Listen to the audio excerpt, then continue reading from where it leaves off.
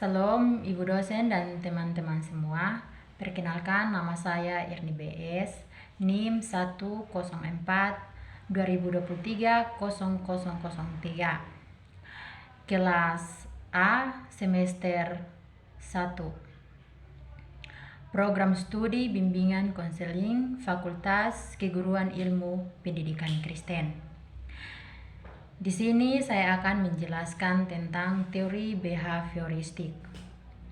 Teori belajar behavioristik.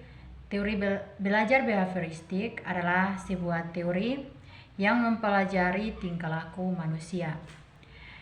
Teori belajar behavioristik merupakan teori belajar memahami tingkah laku manusia yang menggunakan pendekatan objektif, mekanistik, dan materialistik, sehingga perubahan tingkah laku pada diri seseorang dapat dilakukan melalui upaya pengkondisian. Ciri-ciri behavioristik. 1. Mempelajari perbuatan manusia, bukan kesadarannya. 2. Segala perbuatan dikembalikan pada refleks. 3. Waktu dilahirkan semua orang adalah sama. 4. Pendidikan adalah maha kuasa. Tokoh-tokoh teori behavioristik. 1. Edward Lee Thorndike.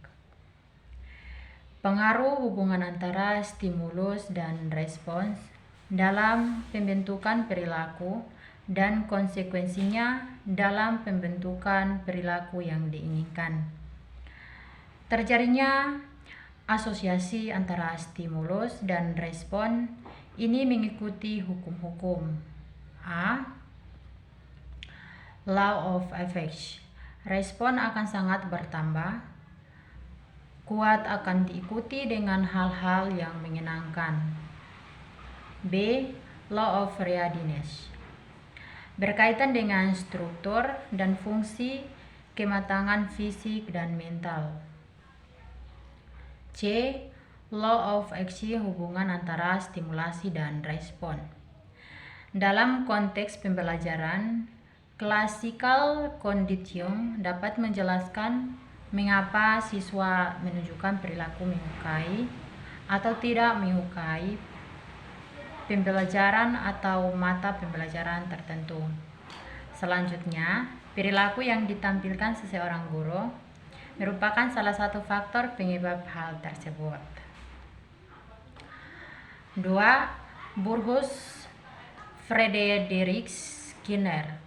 Manusia dan hewan selalu berada dalam proses operating atau melakukan sesuatu terhadap lingkungannya. Selama melakukan sesuatu tersebut, makhluk hidup menemukan reinforcing.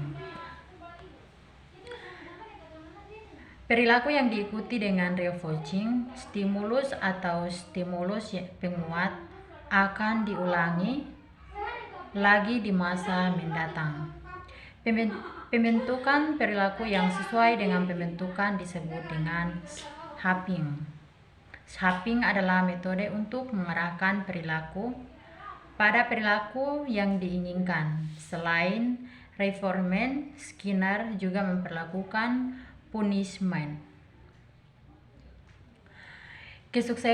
Kesuksesan operat conditioning tergantung pada penerapan reinforcement dan punishment. Reinforcement dalam pembelajaran dapat dengan pembelajaran dengan bermain dengan media serta metode lain yang menyenangkan. 3. David Ausubel. Belajar menurut Ausubel adalah proses internal yang tidak dapat dimati secara langsung. Belajar bermakna menurut Ausubel merupakan proses dikaitnya informasi berupa konsep-konsep relevan yang terdapat dalam struktur kognitif seseorang. Faktor yang paling penting yang mempengaruhi belajar adalah apa yang tidak diketahui pelajar dalam struktur kognitif seseorang. Faktor yang paling penting yang mempengaruhi belajar adalah apa yang diketahui. 4. Ivan Petrovich Pavlov. Pendekatan klasikal konditium. Penerapan klasikal konditium merupakan metode terapi dalam merubah perilaku yang bersifat maladaptif dan merubah perilaku. Penerapan metode ini misalnya dalam sebuah pembelajaran, ada siswa yang takut dengan pembelajaran diubah menjadi rasa senang dengan pembelajaran matematika. Selain itu, metode ini dapat digunakan untuk membuat seseorang menjadi fobia pada sesuatu. 5. Alfred Bandura. Teori belajar Bandura menunjukkan pentingnya proses mengamati dan meniru perilaku, sikap, dan reaksi emosi orang lain. Teori Bandura menjelaskan perilaku manusia dalam konteks interaksi timbal balik yang berkeseimbangan antara kognitif, perilaku, dan pengaruh lingkungan. Penerapan teori behavioristik dalam pendidikan dan pembelajaran. Modifikasi perilaku. Behavioristik modification merupakan teknik terapi yang dikembangkan berdasarkan hasil penelitian dan Skinner operan condition. Teknik ini akan dilakukan dengan cara mengatur reinforcement untuk menghilangkan perilaku yang tidak diinginkan. Metode ini digunakan untuk mengatasi perilaku pemalu, autis, tergantung pada obat, dan lain-lain. 2. Pembelajaran berbasis behavioristik. Penerapan teori behavioristik dalam pembelajaran dimulai dengan melakukan analisis kebutuhan siswa, kemudian dilanjutkan dengan menetapkan tujuan pembelajaran. 3. Pembelajaran terprogram.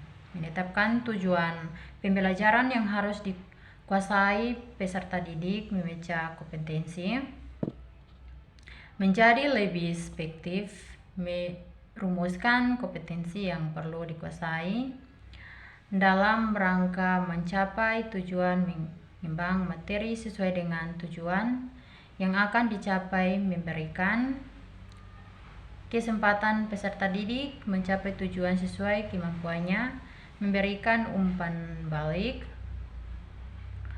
Setelah sukses dengan operan condition, Skinner yang dibantu oleh Holland menerapkan hasil pembelajaran yang terkait dengan programming instruction. Pembelajaran terprogram merupakan serangkai kegiatan pembelajaran yang diprogram khusus dengan tujuan peserta didik dapat membelajarkan dirinya sendiri. Menetapkan tujuan pembelajaran yang harus dikuasai peserta didik, merumuskan kompetensi yang perlu dikuasai dalam rangka mencapai tujuan, memecah kompetensi menjadi lebih spesifik, mengembangkan materi sesuai dengan tujuan yang akan dicapai, memberikan kesempatan peserta didik mencapai tujuan sesuai kemampuannya, memberikan umpan balik. Demikian penjelasan tentang behavioristik ini. Sekian dan terima kasih.